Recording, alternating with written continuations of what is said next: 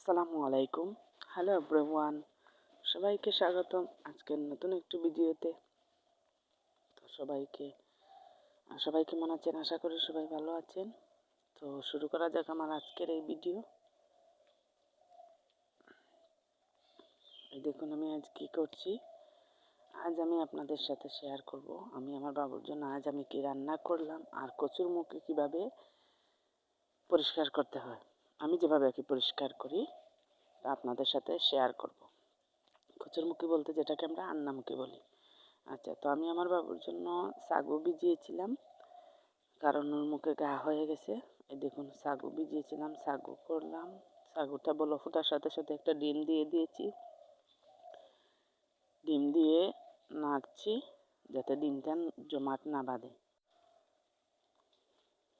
হ্যাঁ, ডিমটা যাতে জমাট না বাঁধে তার জন্য নাড়ছি। আর দিয়ে দিলাম অল্প একটু চিনি। আমার বাচ্চার বয়স 2 বছর 2 মাস। 2 বছর 2 মাস, তো একটু চিনি অ্যাড করলাম। ওর জন্য এগুলা করি না। ও এখন চেষ্টা করি ওকে ভাত খাওয়ানো। তার মুখে ঘা হয়ে গেছে, তো ডাল টক কিছু দিয়ে খাচ্ছে না। তাই ভাবলাম একটু ভিন্ন কিছু রেডি করে দেখি ও কিছু খায় কি না।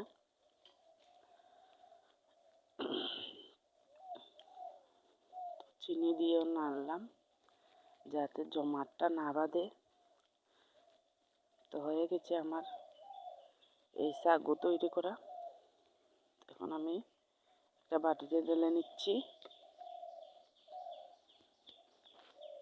একটা বাটিতে ঢালার পর তার সাথে আমি অ্যাড করব দুধ, কারণ আমার বাচ্চা এমনিতে দুধ খেতে চায় না। আমি কোনো কিছুর সাথে মিক্সড করে খাওয়াই।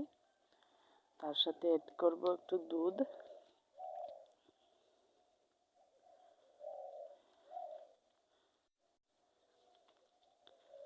বাচ্চাদের খাওয়ানো আসলে খুব একটা ঝামেলা।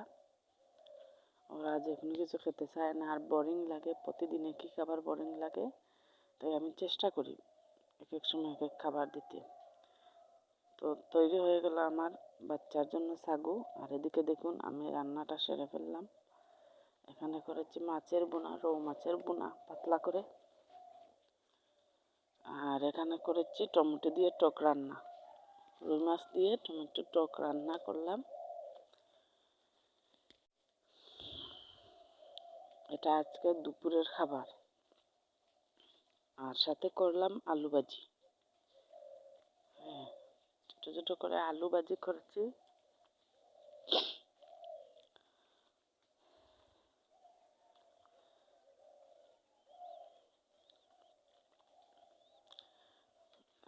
ছোট করে মাছগুলো আমি ছোট করে কাটি, যেহেতু আমরা ঘরে খাবো 3 থেকে 4 জন মানুষ। ছোট করলে হয় কি ভেতরে যে একটা মশলা কাঁচা কাঁচা ভাব ওইটা আর থাকে না, ওইটা মশলাটা ঢুকে ভালো। তার জন্য আমি খুব ছোট ছোট করে মাছ করে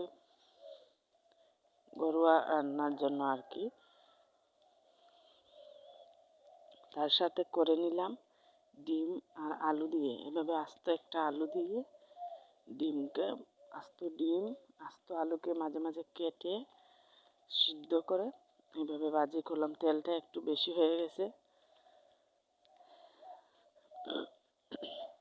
আচ্ছা, তো এখন আপনাদের সাথে শেয়ার করব এই মুখি।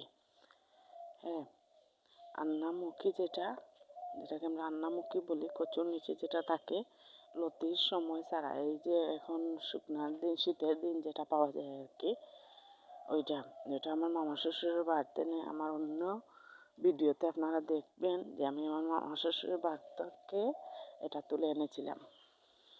আমার যা এটা তুলে দিয়েছিলেন। তো এই দেখুন মুখি বাচ্ছি। আসলে মুখি সিদ্ধ দিতে হয়।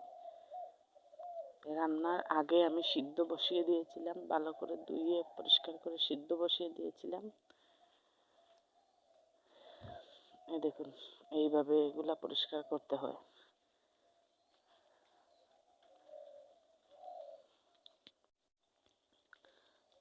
এই মুখি খেতে অনেক প্রসেসিং লাগে, অনেক কাজ লাগে, যেগুলো অনেক আগ থেকেই করতে হয়। মুখি প্রসেসিং করে এভাবে একটা একটা করে মাখিয়ে মানে মুথিয়ে নিতে হবে, একটা একটা করে একবারে মুথিয়ে নিতে হবে। জিনিসটা হবে কি ডালের মতো। অনেকে খেয়েছেন, চিনবেন। তা আমি এইভাবেই করি আর কি। অনেকে আস্ত করে রেঁধে দেয়, আমার কাছে এইভাবেই বেটার মনে হয়। আমাদের এলাকায় এরকমই খায়। এইভাবে একটা একটা করে মুথিয়ে নিই, একদম একটা একটা করে, একদম যাতে একটি না থাকে আস্ত।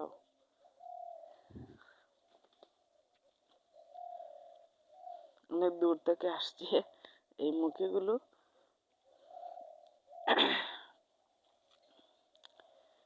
আমি অনেক লম্বা একটি ভিডিও আজ তৈরি করে ফেললাম। আমি এত লম্বা ভিডিও করি না, কারণ আমার ভয়েসটা বেশ ভালো না, ভালো আসে না। তাই আমি লং ভিডিও খুব কমই করি। কমই বলতে একেবারেই কম। আগে করতাম না, এখন দু একটা জাস্ট করি। যারা আমার চ্যানেলে নতুন আছেন অবশ্যই চ্যানেলটি সাবস্ক্রাইব করবেন, কমেন্ট করবেন। আপনাদের কোনো কিছু জানার থাকলে কমেন্ট করবেন। এই দেখুন এইভাবে, হ্যাঁ এইভাবে এগুলো মুথিয়ে, ভালো করে মুথিয়ে একটা বক্সের মধ্যে রেখে দিচ্ছি। কারণ বক্সের মধ্যে রাখার কারণ হচ্ছে এখন আমি রান্না করব না, কারণ ওইটা ফ্রিজে রেখে দেব। রান্না করব না। আমার ভাই আসছে দেশে, কাতার থেকে। আপনারা আমার আগের ভিডিওতে দেখছেন। ও যেদিন আমার বাসায় আসবে, ও আসা হয়নি এখন আমার বাসায়। আমি গেছি দু একদিন পর পর, প্রায় যাওয়া হয়েছে, কিন্তু আসতে পারেনি বিভিন্ন কারণে। আমার মাও অসুস্থ হয়ে গেছেন, আর একটা প্রোগ্রামও প্রায় রেডি হয়ে গেছে, এই জন্য আর আসা হয়নি বিভিন্ন ব্যস্ততায়। আমার আম্মু খুব অসুস্থ, ওনার জন্য সবাই দোয়া করবেন, আল্লাহ তাআলা যেন ওনাকে সুস্থ করে দেন। আর এই মুখিগুলো এভাবে পরিষ্কার করে প্রসেসিংয়ের জন্য